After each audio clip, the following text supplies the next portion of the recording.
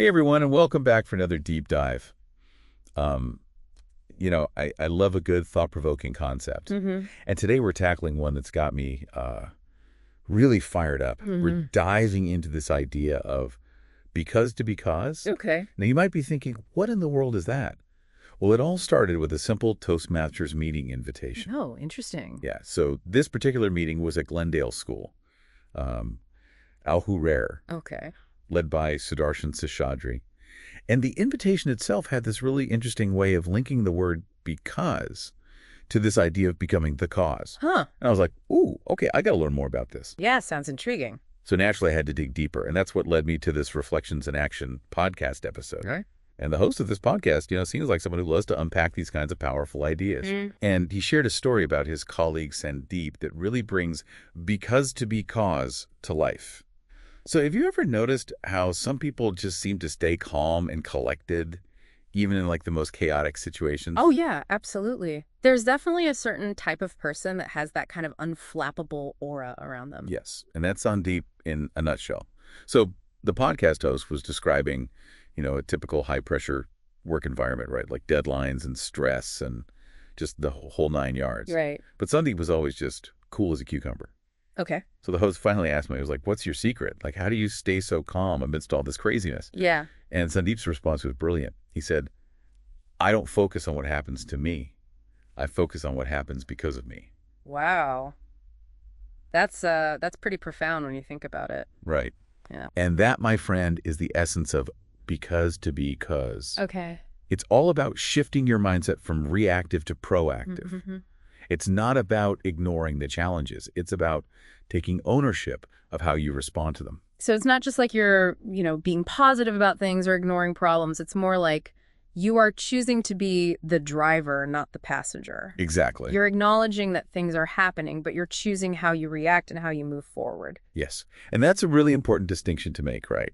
Because it's not about pretending that challenges don't exist. Right. It's about recognizing that we have a choice in how we let those challenges affect us. It's like that idea of turning lemons into lemonade. Exactly. It's not that the lemons aren't sour, it's that you're choosing to do something with them to make them into something better. Yes. And that's what this because to be cause concept is all about. It's about taking those sour lemons, those challenges, those obstacles, and using them as fuel to create something amazing. I like that. So it's not just about thinking positive thoughts. It's about taking action. Yeah, it's about moving from thought to action. Exactly. And, this whole because to be cause thing really reminds me of something the Reflections in Action host said about traffic jams. Oh, yeah. How so? Well, how often do we find ourselves saying like, ugh, I'm going to be late because of this traffic? Oh, all the time, right? Right. It's like it's almost an automatic response. It's like we're hardwired to blame everything on external factors. Exactly.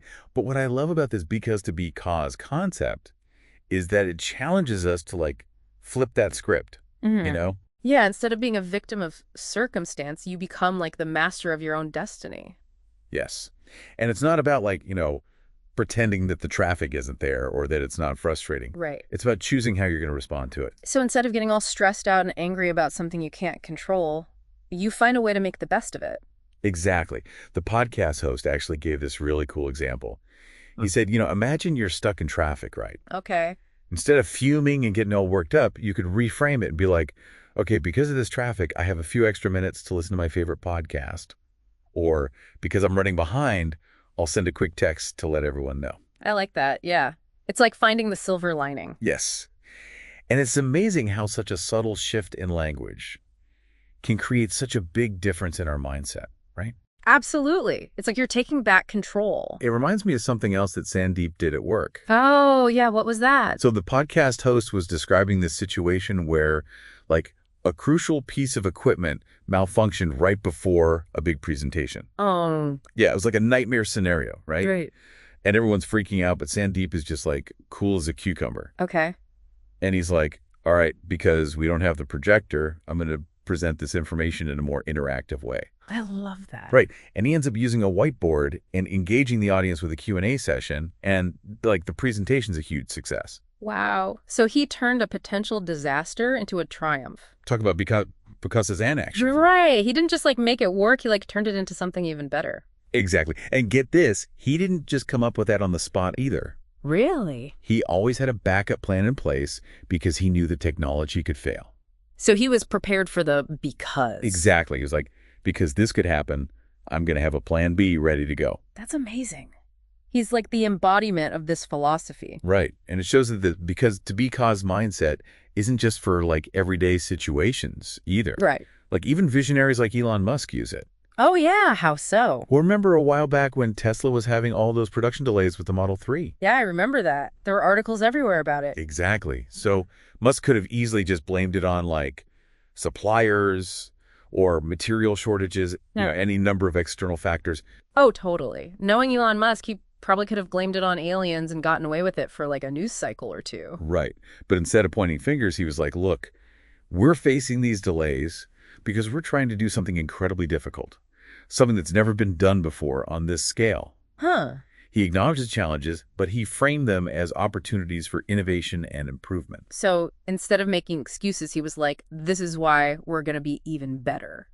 Exactly. And didn't he end up like sleeping in the factory to oversee production to make sure things got back on track? I think I remember hearing that, yeah. Talk about leading by example, right? Yeah. It's really inspiring to see that kind of dedication, But the cool thing is you don't have to be like Elon Musk to apply this to be cause philosophy. Exactly. It's not just for like CEOs and billionaires. It's for everyone. Right. The real magic happens when we bring it into our own lives, like our everyday routines, our relationships, all of that. Absolutely. It's about recognizing those moments where we're tempted to use because as an excuse and then choosing to flip the script. Oh, I'm so guilty of that. Oh, we all are. Yeah. Think about a time when you've been meaning to have like a difficult conversation with someone. Oof. Don't even get me started. But you keep putting it off, right? Oh, yeah, totally. It's like that dreaded conversation is just looming over your head. And you find every reason to avoid it. Every reason.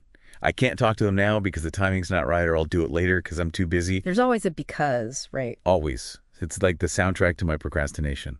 But what if instead of letting like fear and procrastination dictate your actions, you said, because this conversation is important to me and to the other person, I'm going to find a way to approach it with empathy and clarity. Whoa, that's a game changer right there. It's about shifting your perspective and taking control. So it's not I can't, it's I choose to. Exactly. And that same principle can be applied to so many areas of life, even like those little tasks we tend to avoid, like tackling a mountain of paperwork or finally organizing that cluttered closet. Oh, tell me about it. My closet is a disaster zone. So instead of saying, I'll get to it later because I don't have time right now, try shifting your thinking to, because these tasks will bring me a sense of order and accomplishment, I'm going to dedicate some time to get them done. Okay, that actually makes a lot of sense. I can see that would be really motivating. It's all about finding your why. Right. It's like trading in because I have to because I choose to. Exactly.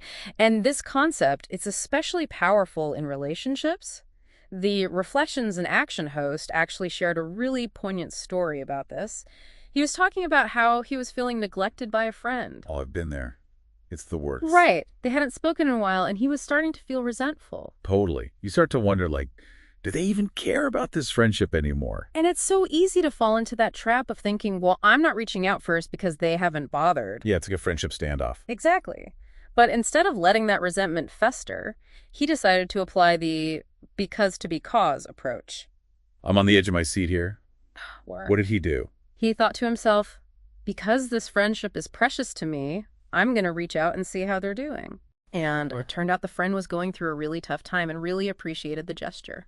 Wow. So powerful, right? It's a great reminder that sometimes we just need to take that first step. Exactly. And that's the beauty of because to be cause. It empowers us to take control of our lives and create positive change. I love that. Yeah. So as we wrap up this deep dive on because, what's the one thing you want our listeners to take away from all of this? I think the biggest takeaway is that every because is a fork in the road. Are you going to let it be an excuse, a roadblock holding you back?